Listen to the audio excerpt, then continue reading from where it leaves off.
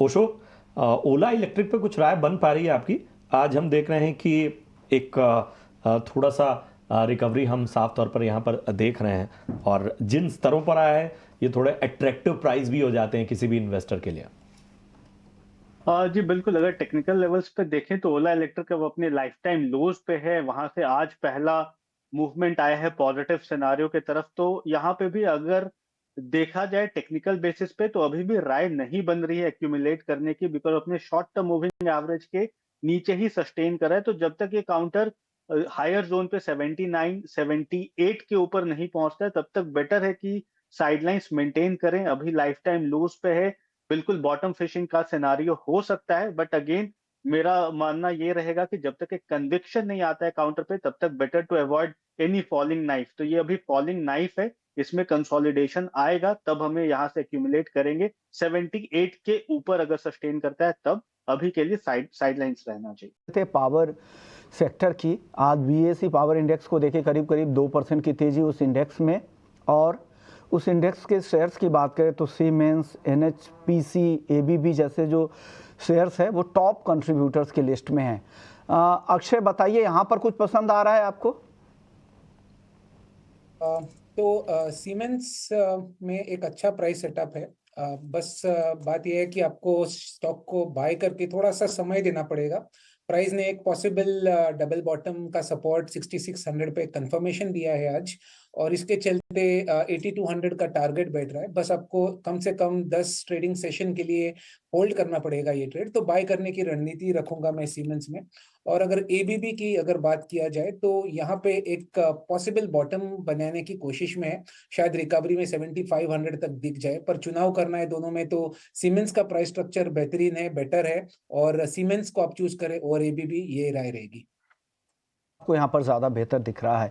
एक और सेक्टर है वो है तेल गैस सेक्टर, जहाँ पर ज़बरदस्त तेजी है। इंडेक्स ही देखें तो BSE oil and gas index ही 3.5% ऊपर है। टॉप कंट्रीब्यूटर ओएनजीसी, एचपीसीएल और बीपीसीएल। यहाँ पर ओशो, आप क्या राय देंगे ओएनजीसी, एचपीसीएल और बीपीसीएल पर?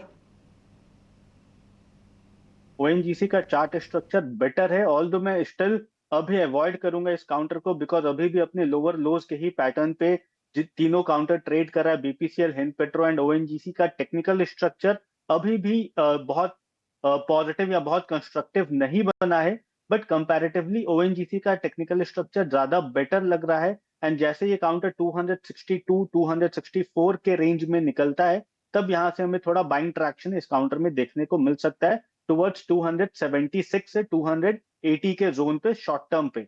तो ओएनजीसी ज्यादा अच्छा लग रहा है, बट हमें थोड़ा वेट करना चाहिए। एक और दिन अगर बाइंग इमर्जेंस आती है इस सेक्टर में, तब हमें अपने लॉन्ग पोजीशन बिल्डअप करने चाहिए। तो ये है रणनीति ऑयल एंड गैस सेक्टर पर, और यहाँ पर आपको अलग अलग स्टॉक पे रणनीति बताई गई। चलिए बढ़ते हैं आगे। खपत वाले क्षेत्र यानी कंजम्पशन थीम को भी ज़रा इस बाजार में किस तरह से आगे ले जा सकते हैं, इस पर राय लेते हैं। अक्षय, मैं आपके पास ही आना चाहूँगा। आप आज देखिए कोलगेट लगभग 4.25% ऊपर है। गोदरेज कंज्यूमर देख लीजिए लगभग 3.5% की तेज़ी है। हालांकि हमें ये देखना होगा कि इसमें रिवर्सल कहाँ पर है और कहाँ पर जो है लेवल्स का विशेष रूप से ध्यान रखना होगा। लेकिन ओवरऑल देखिए, इमामी देखिए लगभग 3% ऊपर है। इसके अलावा यूनाइटेड ब्रूवरीज लगभग 2.25% ऊपर। डाबर जो है वो भी 2.25% ऊपर है। एचयूएल में भी खरीदारी देखने को मिल रही है, ब्रिटानिया में भी खरीदारी देखने को मिल रही है, टाटा कंज्यूमर, मतलब ऊपर से नीचे शायद ही जो दिग्गज स्टॉक्स हैं उसमें कहीं पे भी आपको आज कमजोरी देखने को मिल रही है। और ऑल बस बाजार ही मजबूत है तो उसका एक इम्पैक्ट हमें देखने को मिल रहा है। लेकिन बताएं, खपत वाले क्षेत्र कंजम्पशन थीम को आगे किस तरह से ले जाया जाए?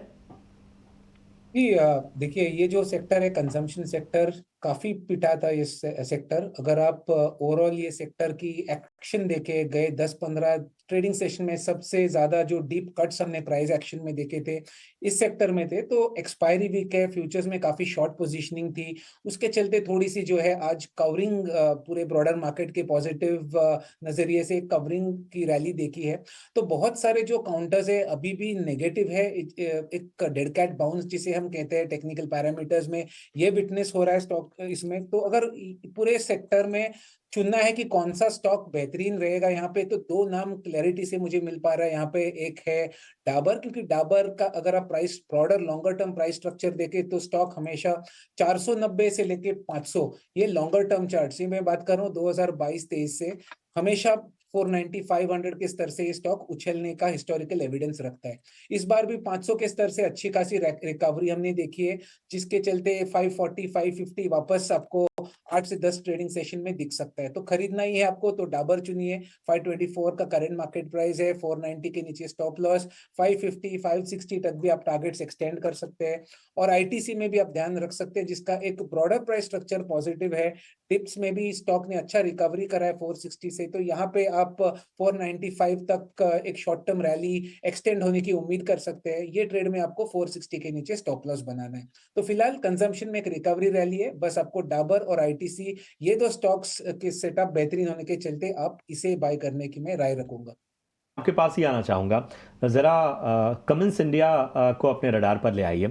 पिछली दफ़ा जब हम इस पे चर्चा कर रहे थे पिछले हफ्ते, तो बहुत सारे एक्सपर्ट ने इस पे ख़रीदारी की राय दी थी और यही 3400 4,400 के जो स्तर थे उस पर जो है वो टारगेट प्राइस सेट किया था। अब उस टारगेट प्राइस को ये पार कर चुका है, 3500 के ऊपर इस वक्त ट्रेड कर रहा है। बताइए कमिंस इंडिया में क्या रणनीति रखनी चाहिए, जिन्होंने शायद करेक्शन में ख़रीदारी की है उनके लिए, या कोई फ्रेश एंट्री जो बनाना चाहते हैं उनके लिए क्या रणनीति होगी? और उसके साथ ही ज़रा पीएनबी में, पीएसयू में किसी पे नहीं, सिर्फ पीएनबी पे राय दीजिए। एक लंबे समय से जो था वो जिस तरह का करेक्शन देखने को मिला था, अब जो उछाल आया लगभग 4.5% ऊपर है ये स्टॉक का, बताइए इसे कैसे देखा जाए? तो कमिंस इंडिया की बात करें तो अगर आप लॉन्गर टर्म या ब्रॉडर चार्ट्स देखें तो मेरे हिसाब से गए 4 महीने में एक चीज बहुत ही क्लियर है कि स्टॉक बार बार कहीं ना कहीं 3300 के लेवल से एक अच्छी डिमांड दिखती है, जहां से एक अच्छी बाउंस बैक हमें देखने को मिलती है। और अगर आप गए 2 दिन का एक्शन देखे वापस 3250 3300 यही स्तर से स्टॉक ने अच्छी रिकवरी की है। तो लॉन्ग टर्म चार्ट्स में कोई दिक्कत नहीं, बहुत स्ट्रॉन्ग चार्ट पैटर्न है, एक एक्यूमुलेशन जोन में चल रहा है स्टॉक का, एक टाइम करेक्शन जिसे हम कहते हैं। और अभी तक जिनके पास एक 3 से 5 महीने के व्यू से होल्डिंग है, मैं मान के चल रहा हूँ कि 4300 4400 के टारगेट अभी भी इंटैक्ट है। शॉर्ट टर्म वालों के लिए खरीदारी कर रहे हैं या बाय किया हुआ है उनके लिए टारगेट 3800 तक रहेगा। तो कुल मिला के पॉजिटिव व्यू है, क्यूमेंस इंडिया में होल्ड करने की राय रहेगी, 3200 आपका सपोर्ट है। पीएनबी पंजाब नेशनल बैंक, इसकी बात करें तो ट्रेंड अभी भी वीक है, स्टॉक बिल्कुल उछलने की कोशिश जरूर कर रहा है बार बार। अगर आप गए 2 इंस्टेंस में देखें 95 के सपोर्ट एरिया से रिकवर हो रहा है, टेम्परेरी रिकवरी है। तो मैं कहूंगा अगर 105 108 का स्तर मिलता है तो वहां पे एक बार एग्जिट लेने की सोचिए, क्योंकि अभी तक मुझे कुछ प्राइस एक्टिविटी से कंफर्मेशन नहीं मिल पा रहा है कि बहुत बड़ी तेजी होगी। अगर आपको पीएसयू स्पेस में ही एक्शन लेना या बाइंग पोजीशन बनानी है तो मैं स्टेट बैंक ऑफ इंडिया में और कंफर्टेबल हूँ। प्राइस चार्ट बहुत मजबूत है, यहाँ पे 900 प्लस के टारगेट बनते। ठीक है, बैंक ऑफ इंडिया जो है वो फिलहाल पसंद आता हुआ इस वक्त अक्षय को। बाय करें और पीएनबी। जी जी जी बिल्कुल। चलिए ज़रा ऑटो शेयरों पर फोकस करेंगे ओशो जी। ऑटो शेयरों पर जेफरीज की एक रिपोर्ट आई है और इसमें साफ तौर पर कहा गया है कि महिंद्रा एंड महिंद्रा और मारुति जो है वो इस वक्त डिमांड के फ्रंट पे ज़्यादा बेहतर नज़र आ रहे हैं। एसयूवी हो चाहे लाइट व्हीकल्स हों, ट्रैक्टर हों, इसमें एम&एम का मार्केट शेयर बढ़ा है। मारुति के में जो एक कंसर्न है वो पैसेंजर व्हीकल सेगमेंट का है, अदरवाइज बाकी जो हैं वो चीज़ें बेहतर हैं, लेकिन रणनीति अलग अलग है।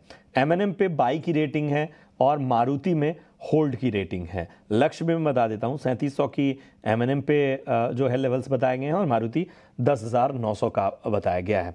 इसके अलावा HSBC ने भी एम&एम पे रिपोर्ट दी है और यहाँ पर बाई की रेटिंग रखी है, और एस्कॉर्ट्स में जो है वो घटाया है अपना रेटिंग और 3180 तक के लक्ष्य रखे हैं यहाँ पे। तो ऑटो इंडस्ट्री से जो मिक्स रिपोर्ट्स हैं ब्रोकरेजेस की, इसे कैसे देखा जाए? एम&एम, एस्कॉर्ट्स, मारुति, इन तीनों को कैसे आप देख रहे हैं? Very good afternoon Prashant ji. जैसा आपने बताया कि हर एक टेक्निकल स्ट्रक्चर हर एक काउंटर का काफी डिफरेंट है एंड इसी के अकॉर्डिंगली हमें अप्रोच भी रखना चाहिए। एम&एम को अगर हम देखें तो अपने हायर लेवल्स को काफी स्ट्रांगली सस्टेन कर रहा है, अब बैक्ड बाय स्ट्रांग फंडामेंटल्स भी हैं कंपनी के, सेल्स ग्रोथ भी अच्छी हुई है, एंड टेक्निकल स्ट्रक्चर ऑब्वियसली इन सारे कंपनीज में सबसे बेटर है। इवन अगर हम देखें अभी करंट करेक्शन जब मार्केट में आया था, एमएनएम ने काफी स्ट्रॉन्ग रेजिलियंस शोकेस किया एंड हायर लेवल्स को ही मेंटेन किए हुए दिख रहा है।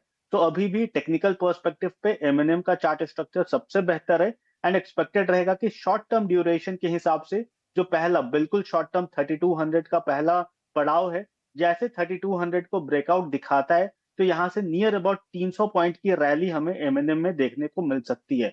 सो टेक्निकल फ्रंट पे एमएनएम बिल्कुल प्रेफर्ड पिक रहेगा पूरे ऑटो सेक्टर से। वहीं जैसे मारुति की बात करते हैं तो मारुति में काफी डिसाइसिव करेक्शन आ चुका है। अब सेल्स यहाँ से एक्सपेक्टेड रहेगा कि इस क्वार्टर में सेल्स ग्रो करे मारुति में भी, तो एक्सपेक्टेड रहेगा कि थोड़ा सा पुल बैक आ सकता है काउंटर पे। बट अभी स्ट्रॉन्ग कन्विक्शन इस पे टेक्निकल चार्ट स्ट्रक्चर को देख करके नहीं बन रहा है। जब तक ये 11,500 के नीचे रहता है तब तक थोड़ा सा साइडलाइंस रहने की ही सलाह है। 11,500 के ऊपर काउंटर निकलेगा तो वापस से थोड़ा ट्रैक्शन इस काउंटर में देखने को मिल सकता है टुवर्ड्स 12,100 12,200 इमीडिएट बेसिस पर।